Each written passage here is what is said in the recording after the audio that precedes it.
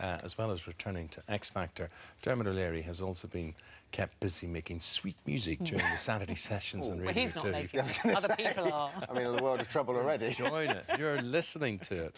And you've brought out, as you do, these albums, the Saturday sessions. This is for the year 2016. What I like about this, I always like somebody else's interpretation of someone's work. And you've got Foy Vance here with Man in the Mirror. Do you know Foy Vance? Because Foy Vance is from Bangor. Is he? Yeah. I have to admit, I don't know him. Yeah, him and Ed Sheeran know each other very well. Weirdly, when Ed was starting out, he looked up to Foy Vance, who was, quite, certainly at the time, quite an obscure singer-songwriter. And then when Ed became big, he turned around to him and said, "You're a big influence on me. I want you to come and support me on tour." So now Ed has weirdly signed Foy. It's a lovely, lovely story. Yeah, nice story. And what is it about you that has this love and this interest, and you do really care about these people and you want them to get on? I mean, obviously this is a different type of platform and showcase than you would have with something like X Factor. Yeah. But really, the intent is the same. It's the same thing, really, yeah. In that it's just great when you meet a young artist, not even young, just someone that's just starting out, and you can give them a good platform. And we're very lucky at Radio 2 in that you've got a great platform there that people love the radio station. I think it's Europe's biggest radio station. They literally perform in your studio. Yeah. And the other thing is, those studios aren't even there for music. They're there for Steve Wright and Jeremy Vine. Yes. Chris Evans in the morning. Not there for live music. And yet we get these people, and our engineers do a great job.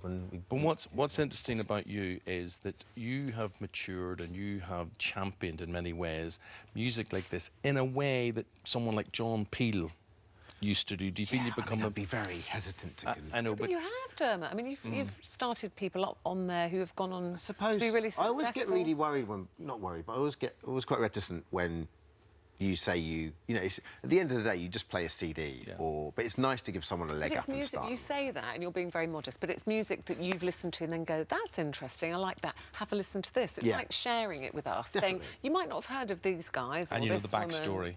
But there's something lovely, but we were just talking about it in the break, there's something, I don't love music any more than I love film or theatre, but there's something about music that 4.5 minute song can pick you up and put you somewhere else. And do you know what I want forget about the world, and whether it reminds you of a smell or a taste or a memory. I agree. I think our mood is set by music. I would love to present a news programme that was interspersed with music, because news is so... No, it doesn't make you have poignant music, you can have all sorts of music, but I'd love to do news items, then music, then news items, because the world is so blooming depressing. We were just saying, like you said in the break, how music can transport you like that. Yeah. You were talking about Bruce Springsteen as a big hero of yours. Where did this love of music come from? Can you remember a moment? Was it, watching Top of the Pops or listening to the chart? I think it always helps when you're from a family that play a lot of music or has a lot of radio on in the background, and that was definitely the case. So Wogan, we used to listen to Wogan all the time when I was a kid, my mum. And then it was we had a very Irish family over here, so it became, people would come to our house and hear all the old, all the old folk music, like, Tommy Makem, the Clancy Brothers and the Dubliners and all of that. So there was definitely that. And then my auntie was really into Elvis and Barbra Streisand and Nat King Cole. So all that kind of... Exactly. It was just always on in the background, I think. But it never ceases to amaze me, without being a music bore, how Irish traditional music has influenced so much American country music and all the Appalachian stuff. Anyway, you may not have noticed, but Dermot is making a welcome return to the X Factor. Are you going back? Yeah. This is exclusive news to me. So have you just literally got the rhythm, Dermot, or is that hours of choreography? That's hours of editing, which I appreciate. Do you know, there was one moment a couple of years ago, last time I was doing the show, where... because, people go on Twitter and go, that's rubbish, you're doing dad dancing. And there was one moment where the doors were about to open, which is always the most exciting moment of the week, and out of nowhere, the dancers appeared. And I just went, all right, what are you doing here? So, we're doing a dance.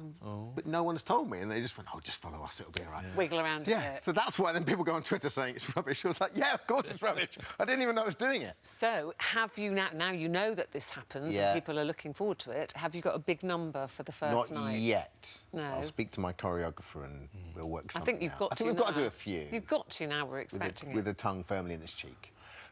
You have been, I mean, you've had to get down to business. You've been around the judges' houses. Just about to. So just about? Yeah, at the moment we've filmed everything up to and including the 6-year challenge. And then Simon's back in the States doing America's Got Talent. So now we've got a couple of weeks free where... What's the feeling around the show? Is there a drive to change things? Is there desperation to change things? Or is it going to do what it has done best in the past? I think the overriding thing for me this year, the feeling at least, is it's been very warm and very fun. And with coming back, that was the one thing I wanted to. I wouldn't, certainly wouldn't attribute that to me, but I think overall, I think most people have said, let's try and get back to our basics, which is this show is a celebration of great British eccentrics, and then we get to the end in the studio and we have 8 great voices and 3 or 4 great characters. And then the public decide, and it's that simple. And I think there's definitely a feeling that the judges are all getting on very well. Sharon being back, I think, sort of adds a little bit of oomph to Louis, and he stands up to Simon a little bit more. Nicole's brilliant because she's so beautiful and intelligent and really funny, and, Do you think it had lost a bit of that? I don't know. I didn't watch it too much, but I think last year, because I was away... Because you were grieving? It was I mean, I'm going through the grieving process, and I couldn't bring myself in. But I think that's the thing this year. It's warm. It feels very warm. Feels very funny, and doesn't feel cruel. Okay. I think Simon being a dad might have something to do with that. But he reacts to a no in a completely different way than my friend. I got to vote you off now at this stage. When's it on? How far away are we? Last weekend in August. Yeah, last weekend. Good. Yeah. Hello, YouTube. For more of the same, just click here. And don't forget, you can subscribe for even more of these amazing videos exclusive to our channel. Being celibate and not ever putting out, it gives you a self-respect and a self-worth that only you can give you, if that makes sense. So where guys would treat you like a sex object, or they would want stuff from you, and actually being celibate, that really did weed out the good guys from the bad guys.